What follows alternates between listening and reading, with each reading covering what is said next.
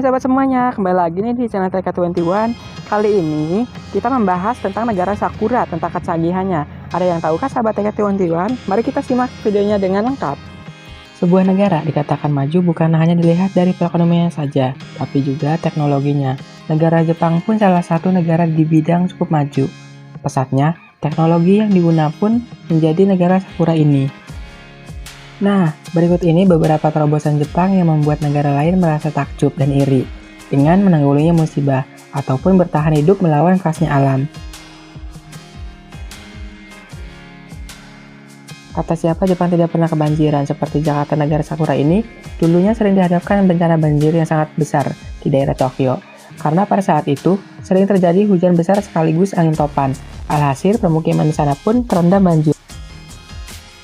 Nah, pemerintah Jepang pun gak mau ketinggalan diam, seolah ingin melakukan alam dengan yang gesit. Justru mereka menemukan sesuatu untuk menaklukkan banjir di daerahnya. Selama 13 tahun, mereka membangun kanal di bawah tanah. Fungsinya sih untuk mengalirkan air dari daerah rawan banjir ke aliran sungai. Sistematisnya kanal bawah tanah yang berlokasi di Saitama ini dipasang 5 tangki pipa besar sepanjang 70 meter. Nah, masing-masing pipa disanggah dengan pilar besar seberat 500 ton. Terowongan penghubung pun dibuat di 50 meter bawah tanah. Terowongan sepanjang 6,3 km ini terhubung ke semua pipa raksasa. Sebelum mengalir ke sungai, terowongan akan melalui tangki pengontrol yang mempunyai fungsi untuk menyesuaikan tekanan air saat ada masalah dengan pompa. Setelah itu, dengan kanal ini tekanan air bisa dibuang ke sungai hingga 200 kubik per detik. Dengan kecepatan ini, air pun akan cepat dialiri ke sungai dan selanjutnya baru ke laut. Ya, semoga aja Indonesia bisa mencontoh negara Sakura ini. Gak jauh beda dari Indonesia, Jepang dihempas tsunami tepatnya di pesisir Miyagi tahun 2011 silam. Akibat bencana itu, 15.000 nyawa pun melayang. Selain itu, dilanda gempa berkekuatan 9 skala Richter. Tak ingin melihat warganya berlarut kesedihan dan trauma, lagi-lagi negara Jepang langsung turun tangan dengan membangun tembok besar di seujung pantai untuk melindungi warganya dari tsunami. Pemerintah pun mengklaim bisa menunda datangnya tsunami sehingga nyawa dapat diselamatkan.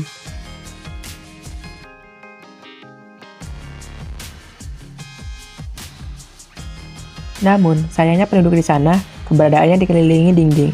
Dinding beton ini membatasi mobilitas mereka. Ada juga yang merasa jika dirinya seperti di penjara. Mereka jadi susah untuk bersantai di pantai. Bahkan mereka juga khawatir tentang bencana ini terulang kembali.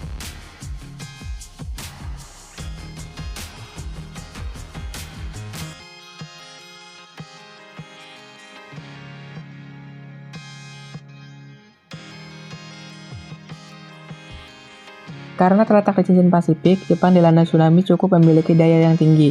Jepang mau nggak mau harus menanggapi gempa menjadi makanan setiap harinya. Karena gempa berkali-kali datang, bahkan sejak dulu penduduk kuno di negara Jepang sudah menerapkan infrastruktur yang tahan gempa. Maka nggak heran, meski dilanda gempa, hal ini disebabkan bangunan kuno ini umumnya menggunakan prinsip konstruksi dan bentuk arsitektur yang sama. Yang di tengah bangunan terdapat satu tiang yang membuat dari kayu utuh, yang ditanam ke tanah, ataupun dikasih batu dan dibuat dengan rantai.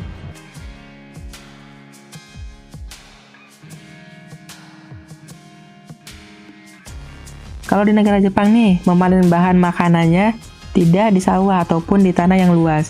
Lagi-lagi teknologi kecanggihannya, meski nggak punya lahan yang luas seperti Indonesia, tapi negara asal Doraemon ini bisa mencukupi kebutuhan pangan untuk warganya. Mereka menerapkan sistem bertani unik yang disebut dengan hidroponik. Di sini mereka menerapkan bibit dengan memanfaatkan air tanpa menggunakan tanah, namun dengan menekankan pada pertumbuhan kebutuhan nutrisi bagi tanaman.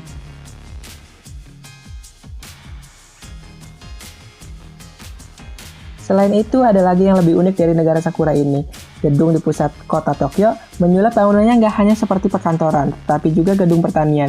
Bukan hanya bangunan eksteriornya aja yang dihijaukan, tetapi 20% lahan perkantoran di ruangan kantor gedung bernama Pasona ini benar-benar menghasilkan buah ataupun sayuran.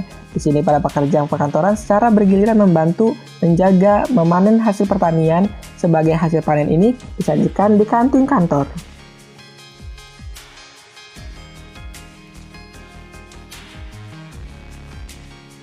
Biasanya kalau lagi musim salju, petani di dunia menghentikan sementara kegiatannya. Namun, hal itu nggak terjadi pada negara Sakura di Jepang ini. Petani di sini justru bisa memanen di musim salju. Konsep kerjanya, nih salju dibiarkan menutupi tanaman sayuran, karena salju dianggap melindungi tanaman dari suhu beku yang dapat merusak sayuran-sayurannya. Yang dapat dipanen musim salju pun beraneka ragam, mulai dari wortel, lobak, kubis, tomat, dan lain-lain. Konsep bertani pun mereka dapat menjual hasil pertaniannya lebih tinggi di musim dingin. Di balik kesuksesan petani di Jepang, rupanya terbilang sangat sukses dibandingkan balik kesuksesannya petani di Jepang. Pemerintah di Jepang memiliki peranan penting. Petani Jepang harus rajin, tidak boleh bermalas-malasan, serta harus disiplin terhadap musim. Karena jika tidak, maka hasil panen baik pertanian maupun produk hortikultura akan rendah. Demikian dikatakan salah satu petani Jepang yang menghadiri Pekan Nasional ke-13 Petani dan Nelayan Hajishime Takashi di sela-sela Jepang Farmhouse Meeting di Pulau Kumala, yang merupakan rangkaian penas. Hajishime menjelaskan di Jepang terhadap 4 musim panas, dingin, semi, dan musim gugur. 4 musim ini membuat petani Jepang harus lebih giat bekerja bila dibandingkan dengan Indonesia yang hanya mempunyai 2 musim saja. Petani Jepang sejak dulu secara turun-temurun telah menerapkan keunggulan dan kekhasan masing-masing daerah berdasarkan struktur tanah, cuaca, dan lain-lain. Misalnya daerah Wakayama yang dekat dengan laut sangat cocok untuk perkebunan jeruk.